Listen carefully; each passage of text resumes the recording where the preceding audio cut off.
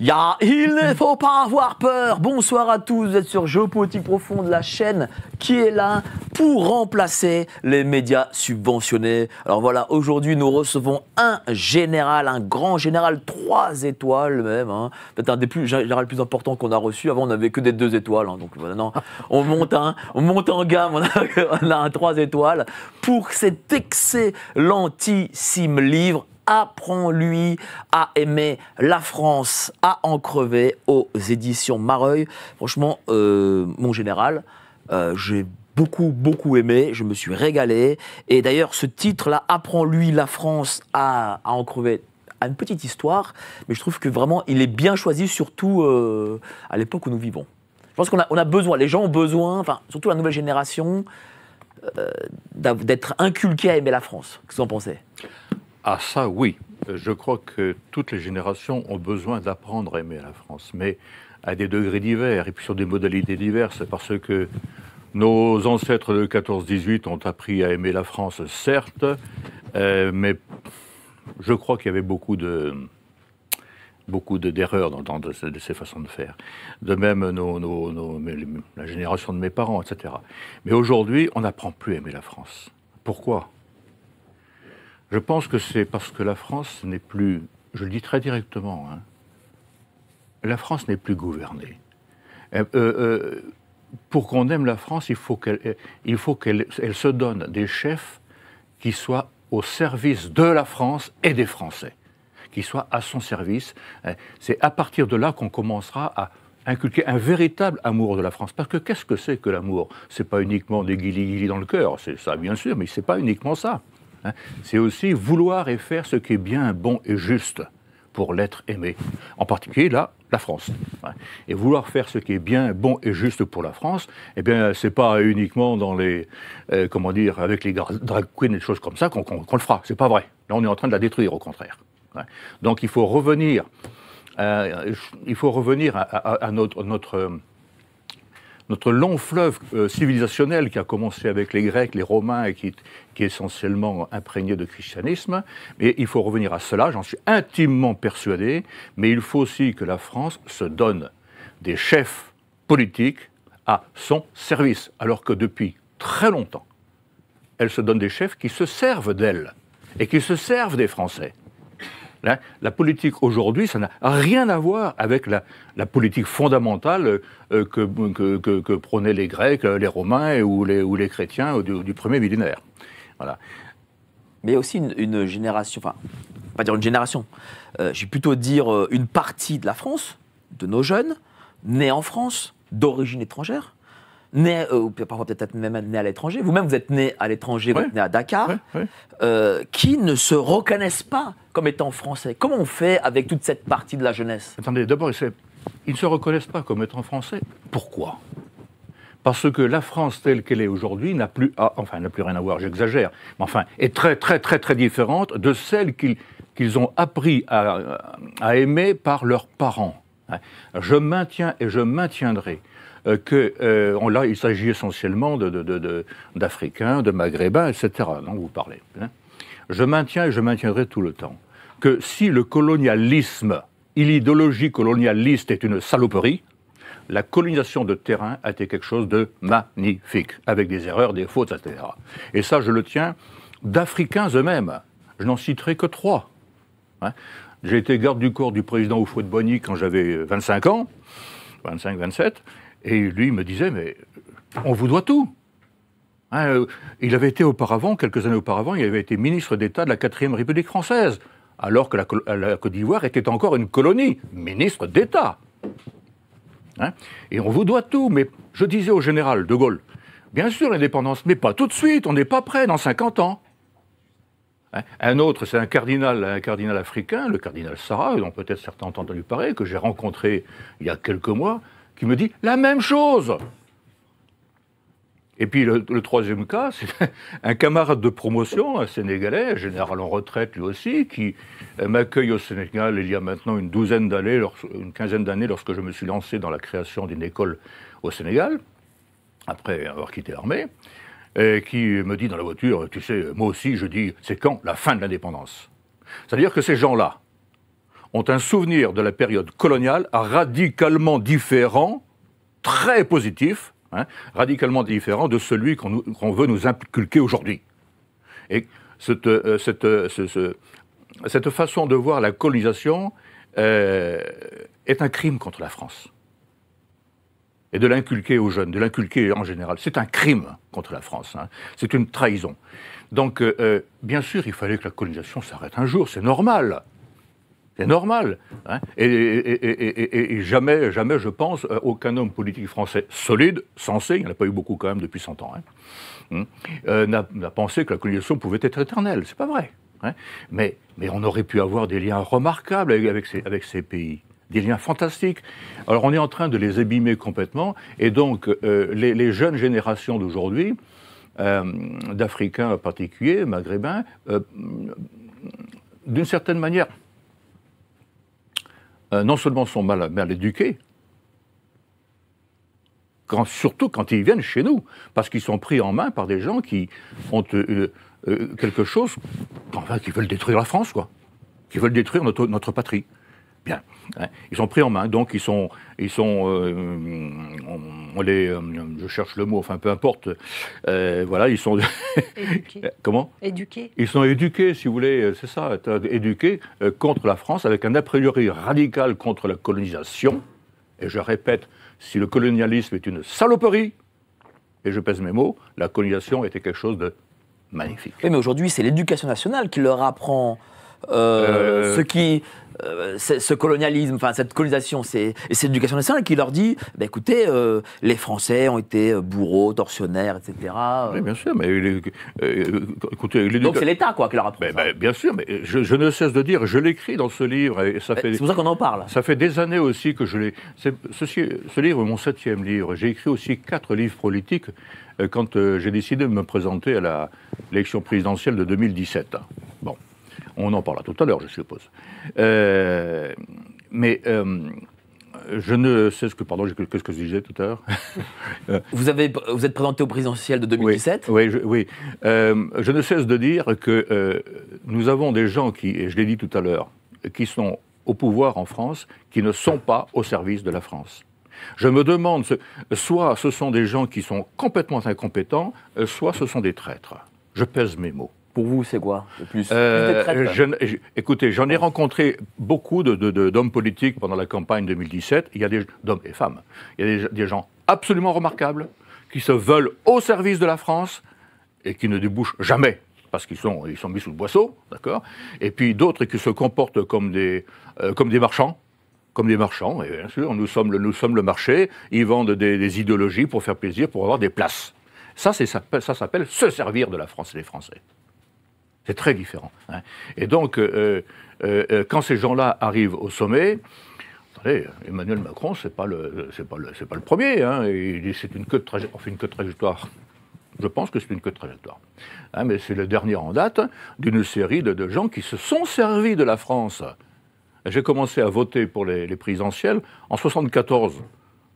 En 1974, eh bien, j'étais très déçu par le président Giscard d'Estaing.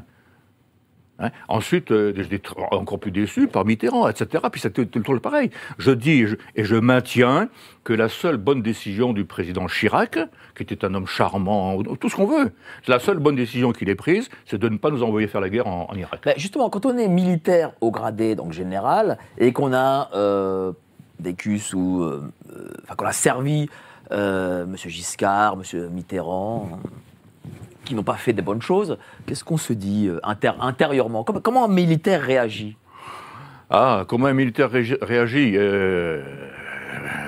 D'abord, il s'est engagé pour servir. Deuxièmement, dans la période que moi j'ai connue, c'est différent maintenant, mais dans la période que moi j'ai connue, il y avait quand même l'Union soviétique, il y avait la guerre froide, qui pouvait se réchauffer instantanément à tout instant. Et donc là, il fallait quand même faire très attention. Mais moi, je n'hésite pas à dire deux choses. D'abord que, comme mon père, qui lui n'a pas été général, mais qui en a connu des combats, 39-45, Indochine, Algérie, m'a dit « Méfie-toi toujours des hommes politiques. Ils ne sont pas au service de la France. » Et d'une. Et deuxièmement, moi, il m'est arrivé 3 fois au moins de désobéir en opération. Vous avez désobéi? Oui, en opération. 3 fois. Oui, 3 fois. Ah ben racontez-nous, parce que là, ça m'intéresse, parce que j'en ai reçu des généraux et des militaires, et ça, ils me l'ont jamais dit. Je n'en ai raconté qu'une, parce que Allez, au moins une. Les autres sont complètement anecdotiques. Celle que je vais raconter va paraître anecdotique. Mais elle n'était pas, pour moi. D'accord ? C'était au Rwanda, ça pétait de tous les côtés. Nous étions, le premier PIMA, nous étions 67 face à 18 à 20 000 Tutsis. L'armée rwandaise était en déroute, on faisait tout ce qu'on pouvait pour la rassembler. On y a réussi d'ailleurs, on n'a pas tout rassemblé, on a rassemblé un nombre suffisant de soldats, mais nous étions 67 face à 18 000, vous vous rendez compte un petit peu, hein, et on a quand même réussi. Hein. Et donc, à un moment, je reçois de Paris l'ordre d'envoyer une mission de reconnaissance en Ouganda. En Ouganda. L'Ouganda qui soutenait Kagame. L'Ouganda d'où venait Kagame. Hein. C'est-à-dire que mes gars, ils auraient peut-être apporté quelques informations qu'on pouvait avoir par ailleurs, mais ils ne reviendraient pas vivants. Oh, j'ai refusé. C'est tout. J'ai pensé être... non, j'ai été décoré. On va parler de tout ça, mais avant ça, je vais présenter le plateau qui est autour de vous. Donc, à votre droite, Romain Maréchal, patron, enfin président, directeur général, entrepreneur, producteur, Épopée, la plateforme de VOD 100% française, et maintenant communicant. Voilà, maintenant, nouveau job, communicant, pointe de l'épée. Exactement. Comment ça se fait là en quelques mois, ça s'est fait parce qu'en fait, les travaux que nous avons réalisés pour EPP, c'est-à-dire être une agence de communication au service de la France, faire rayonner la culture française, ça nous a permis de nous faire remarquer dans certaines strates de la société, en particulier certaines institutions. Et donc, du coup, de cette reconnaissance-là que nous avons eu des commandes pour produire justement des clips promotionnels au service d'institutions françaises qui font elles aussi rayonner la culture française. Et donc, ce que nous leur avons proposé très simplement, c'est ce que nous proposons aussi chez Épopée, c'est l'innovation audiovisuelle au service des traditions. Donc c'est très naturellement que cette agence de communication est née et aujourd'hui on a la chance d'avoir plusieurs collaborateurs qui travaillent d'arrache-pied pour des institutions et des entreprises qui ont à cœur de défendre la culture française. Ça, une façon d'aimer la France à en crever. Exactement, bien sûr. Bien sûr, il y a de multiples façons. Merci cher Romain. Merci à toi. En face, nous avons Lara Stam, éditorialiste de Radio Courtoisie et éditorialiste maintenant ce soir pour sa première chronique. Comment ça va, chère Lara ? Très bien, merci beaucoup de me recevoir, cher Mike. Là aussi, c'était quand même important qu'elle soit là parce que elle a aussi une...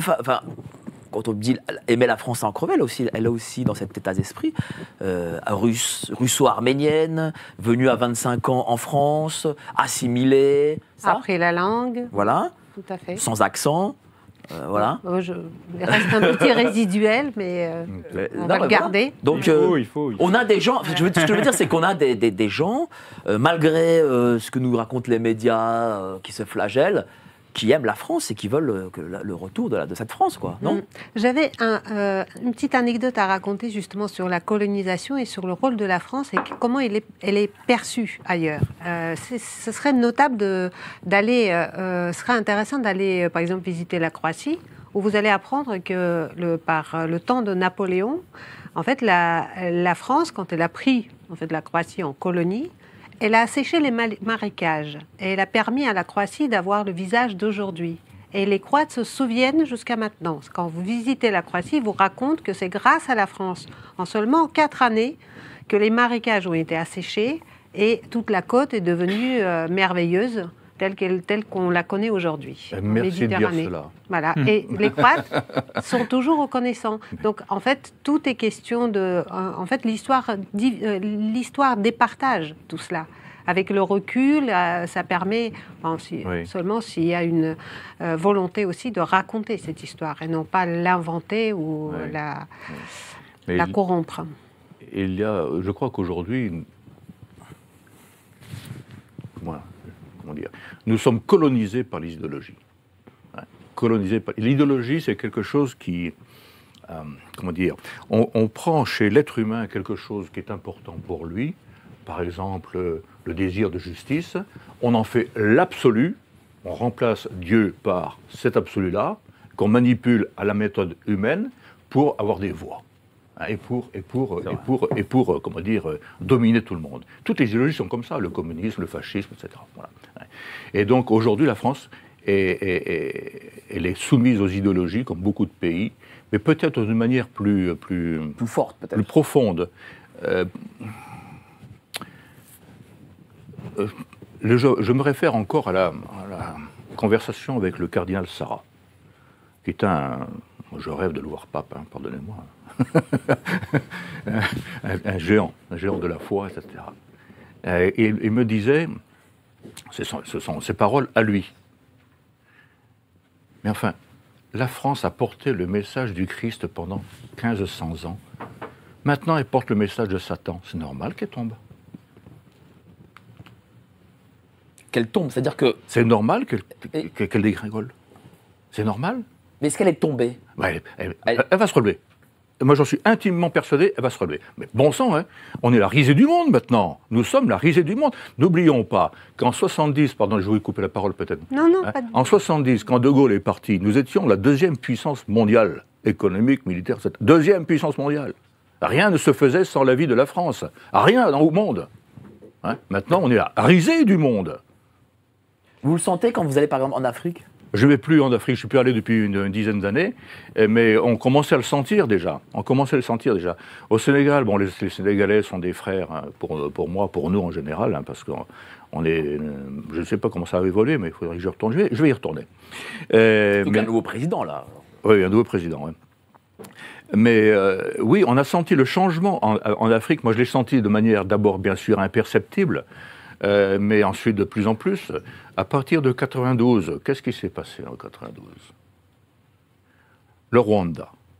Nous avions signé un accord de combat, de défense avec le Rwanda, qui était, du fait de la fin de l'époque coloniale, de l'indépendance, etc., qui était gouverné par des Hutus.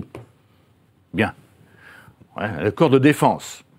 Et puis, nos politiques ont trahi l'accord de défense. Je ne dis pas qu'ils sont responsables, coupables du génocide, non, c'est autre chose. Mais on a laissé... Voilà. Et donc, tous les Africains ont ressenti cela comme une trahison de la France. Parce que jusque dans ces années-là, mais j'en suis témoin, je l'ai entendu des centaines et des milliers de fois, non d'une pipe, hein, jusqu'à cette époque-là,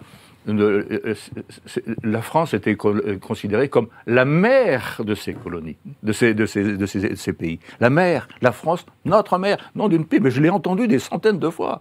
Hein. Et quand, pendant le coup d'État que je relate dans mon livre, là, pas un coup de feu, pas rien du tout, pas un mort, pas un blessé fantastique, une promenade de santé.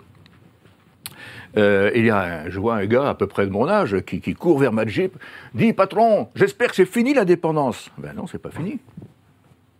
Voilà. Mais jusqu'en 85, 90, la plupart des Africains rêvaient de la fin de l'indépendance. Je vous assure, ça a changé à partir de 92. Quoi. Mais tout doucement, puis maintenant c'est fini. Hein. Maintenant c'est fini. Non, c'est fini, c'est pas fini. Pardon, je vous coupe la parole. C'est pas fini parce que ce sont des gens qui sont ce sont des hommes et des femmes de cœur. Hein. C'est-à-dire que c'est la sensibilité qui est touchée, qui est blessée.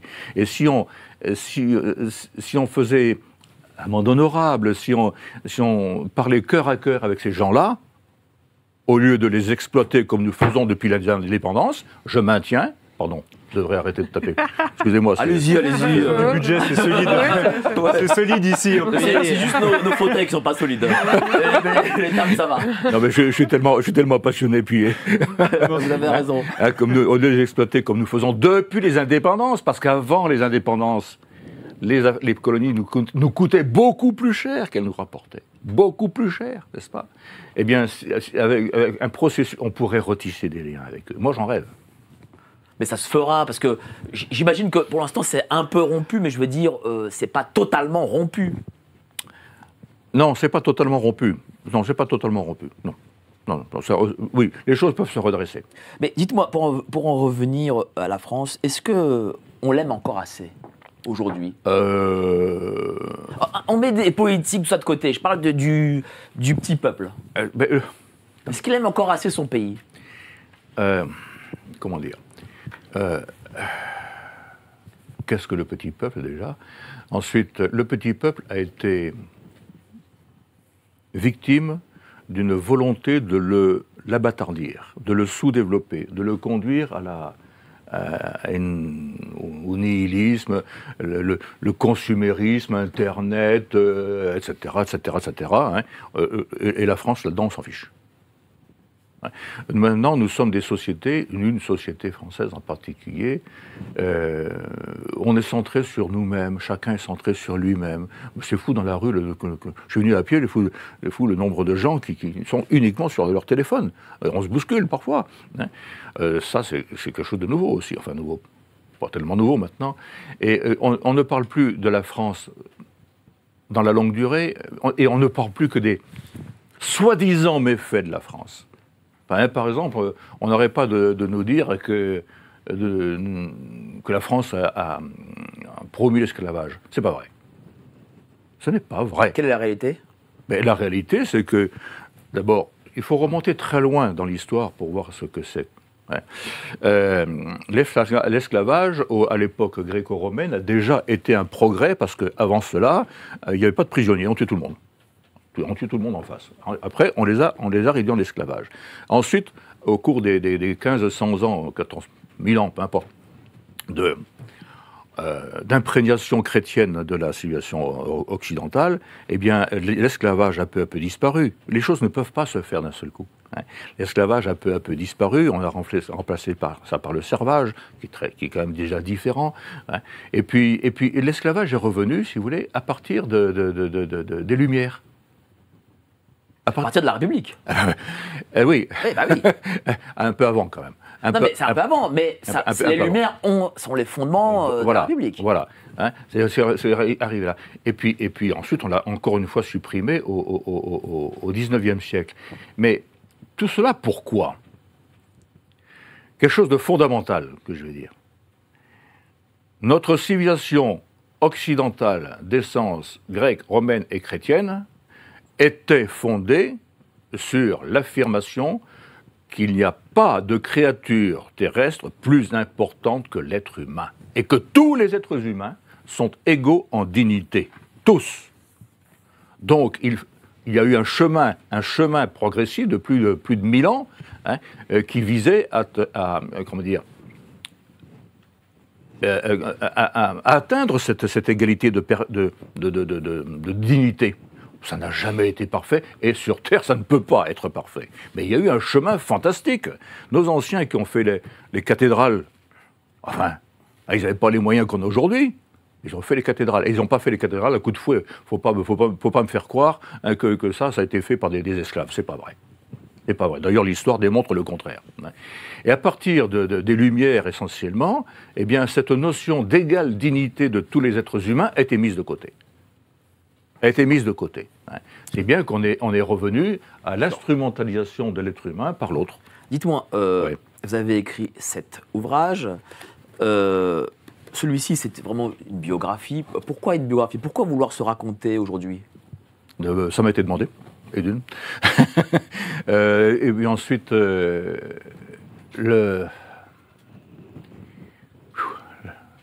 monde change tellement. Bon, je vois par rapport à mes enfants, mes petits-enfants, c'est des changements énormes, vraiment on change radicalement. Hein. Et vous parliez de l'éducation nationale tout à l'heure, elle n'enseigne plus la France. Elle n'enseigne plus la France. Point. Donc il faut que d'autres le fassent. Vous le faites. Bien sûr. Hein. Moi je l'ai fait à ma façon. Hein. Ben justement, vous racontez l'histoire, en fait, c'est l'histoire quand même de quelqu'un qui vient d'une situation de la petite classe moyenne. Ou la petite classe. Voilà, petite classe moyenne. En quelle année? Vous êtes né en quelle année? Moi, je suis né en 50, Voilà. mais quand À Dakar, et ouais. qui devient général 3 étoiles. C'est quand même pas rien comme parcours. Mais non, qui, mais entre-temps, a été garde du corps de ouais, Boigny, qui a dirigé des soldats. Bah, c'est quand même pas rien. C'est un parcours au mérite. Mais bien sûr, mais ça c'était, si vous voulez, l'un des bons points de l'éducation nationale fondée par la Troisième République, hein, par la République après les hussards. Après les hussards noirs de la République, etc. Il y avait des bons points, si vous voulez, hein, c'était de l'ascenseur social. D'où mes grands-parents paternels étaient analphabètes, c'est-à-dire ne savaient ni lire, ni écrire, ni compter, trouvés tous les deux sur le parvis d'une église, alors à la naissance. Bien. Hein. Pardon. Et donc, ça c'était...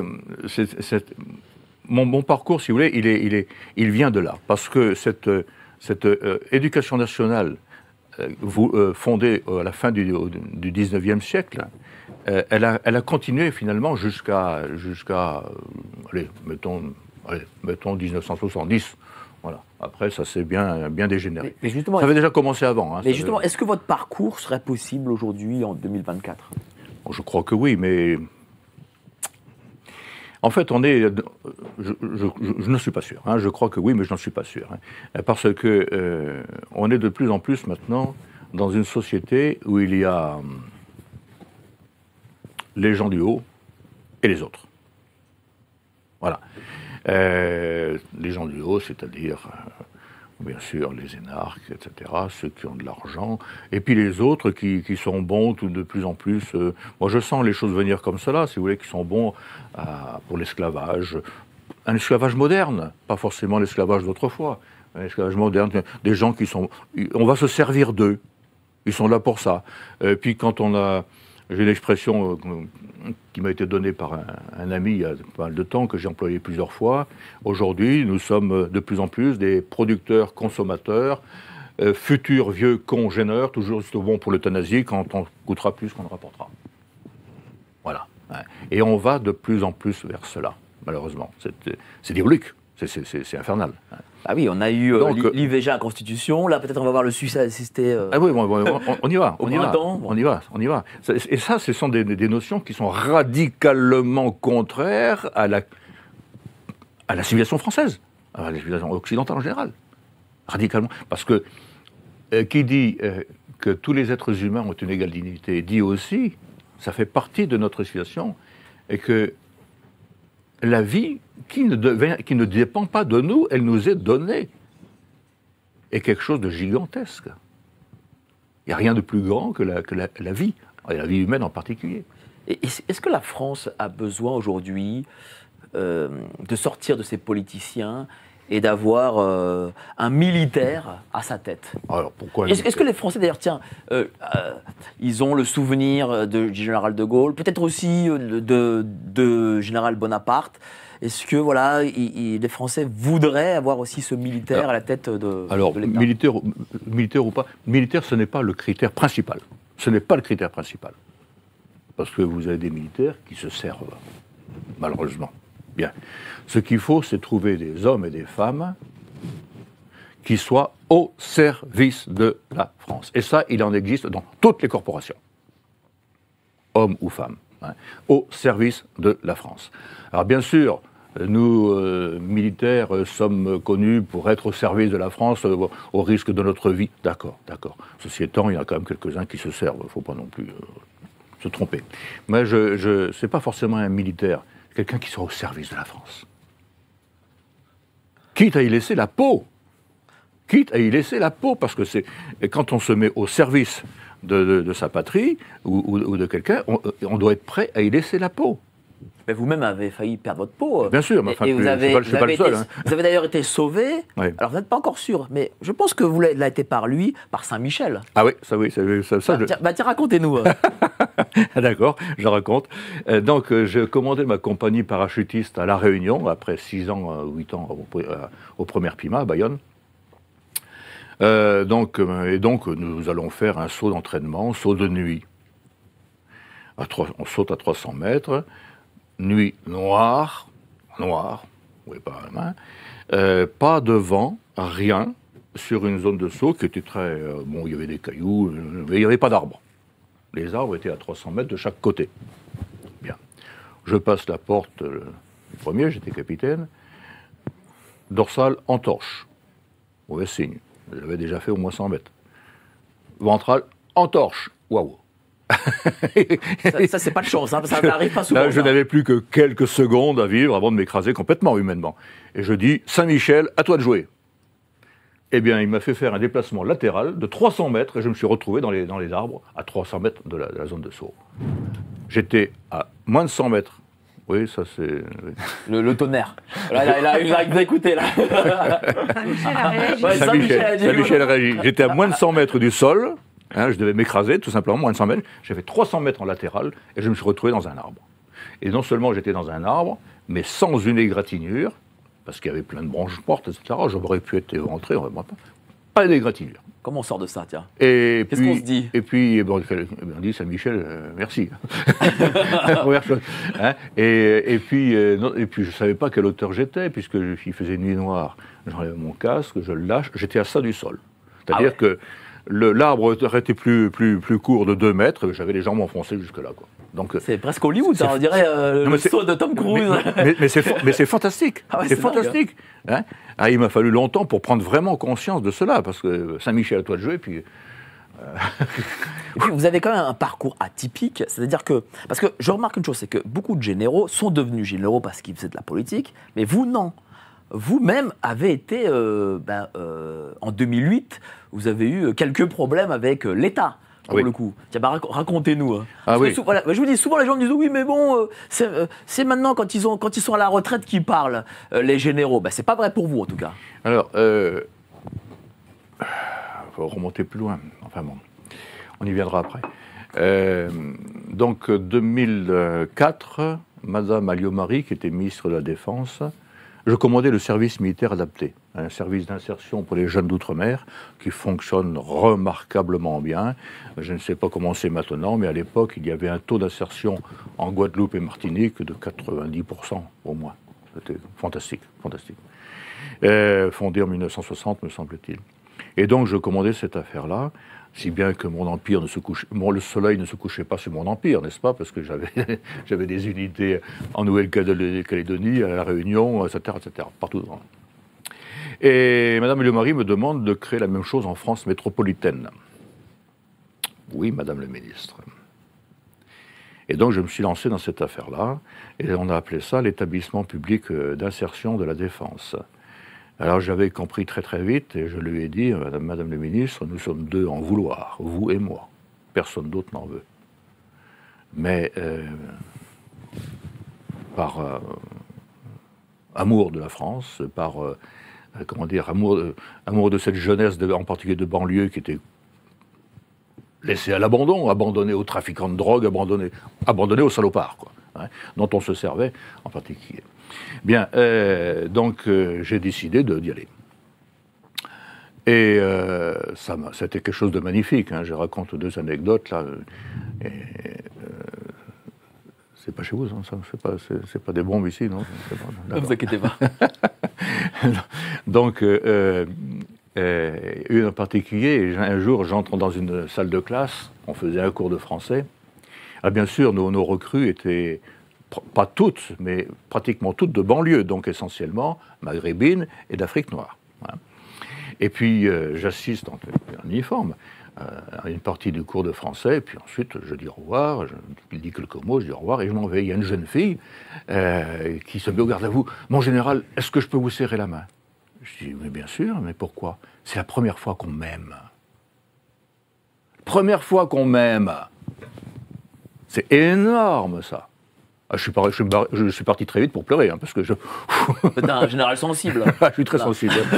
Mais c'est la première fois qu'on m'aime. C'est fabuleux. Un autre moment, 2 gamines là aussi, alors on recrutait vraiment très, très, très, très bas. Et puis au test, elles s'avèrent d'un niveau trop élevé pour nous. Elles n'avaient pas le bac, n'est-ce pas, mais enfin, elles savaient lire, écrire et parler. Donc... trop élevé. Bon, alors on leur dit, écoutez, il faut partir. On ne vous prend pas. Je râle un petit peu, et puis elles s'en vont. Et que font-elles? Eh bien, elles se mettent au garde à vous au pied du Mail des Couleurs, et elles chantent la Marseillaise. C'est fantastique. C'est fantastique. C'est-à-dire que ces gamins avaient un désir de France, un désir d'être aimés.